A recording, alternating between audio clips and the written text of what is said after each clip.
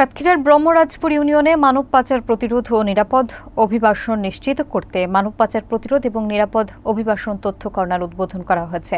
একই দিনে ইউনিয়ন মানব পাচার প্রতিরোধ কমিটির দ্বিবার্ষিক সভা অনুষ্ঠিত হয়েছে। সভায় সভাপতিত্ব করেন ইউনিয়ন চেয়ারম্যান ও কমিটির সভাপতি মোহাম্মদ আলাউদ্দিন। প্রধান অতিথি ছিলেন সাতক্ষীরা জেলার তথ্য অফিসার মোহাম্মদ জাহারুল ইসলাম। বিস্তারিত থাকছে মোকাররম বিল্লাহ ইমনের প্রতিবেদনে। সাতক্ষীরার ব্রহ্মরাজপুর ইউনিয়নে মানব পাচার প্রতিরোধ এবং নিরাপদ অভিবাসন নিশ্চিত করতে ইউনিয়ন মানব পাচার প্রতিরোধ কমিটি ও আশ্বাস প্রকল্পের সহযোগিতায় কার্যক্রম শুরু হয়েছে।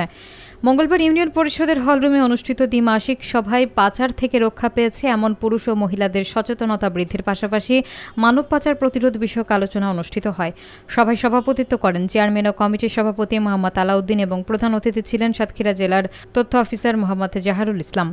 তিনি বৈধ পাসপোর্ট ও জাতীয় পরিচয়পত্রের কপি ইউনিয়ন পরিষদে জমা দেওয়ার গুরুত্ব তুলে ধরেন এবং স্থানীয় জনপ্রতিনিধি ও গ্রামবাসীকে বিদেশ যাত্রার বিষয়ে অবহিত রাখার পরামর্শ দেন। কর্নারের পরামর্শদাতা হিসেবে দায়িত্ব পালন করবেন মোহাম্মদ রজব আলী এবং সহকারী উদ্যোক্তা রাব্বি হাসান। এটি ইউনিয়নবাসী নিরাপদ বিদেশ যাত্রা নিশ্চিত করতে সহায়ক ভূমিকা রাখবে।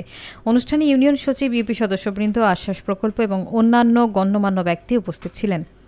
দালালের পাল্লায় পড়ে যেন কোনো মানুষ, অসহায় কোনো মানুষ যেন দালালের পাল্লায় পড়ে বিদেশে যাওয়ার বিষয়টা। ইউনিয়ন যিনি উদ্যোক্তা আছেন তিনি সপ্তাহে একদিন পরামর্শদাতা হিসেবে যারা বিদেশ যেতে চান, নারী পুরুষ উভয়কে, যে যে নিয়মগুলো আছে সেই নিয়মগুলো সংক্রান্ত বিস্তারিত ধারণা দেওয়ার জন্য তিনি প্রতি সোমবার এখানে সেবা প্রদান করে থাকবেন।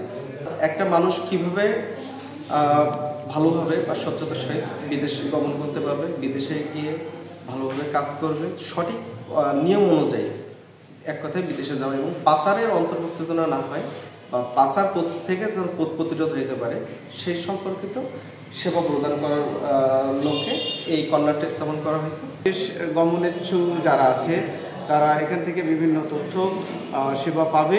বিভিন্ন প্রসেস আমাদের কাছে জিজ্ঞাসা করলে সেই অনুযায়ী তথ্য তারা পাইবে। এটা তাদের বিদেশ গমনের জন্য পথ সহজ হবে।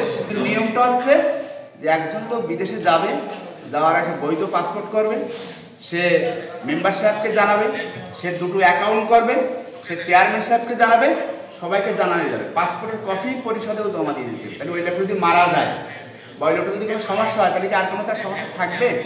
থাকবে না।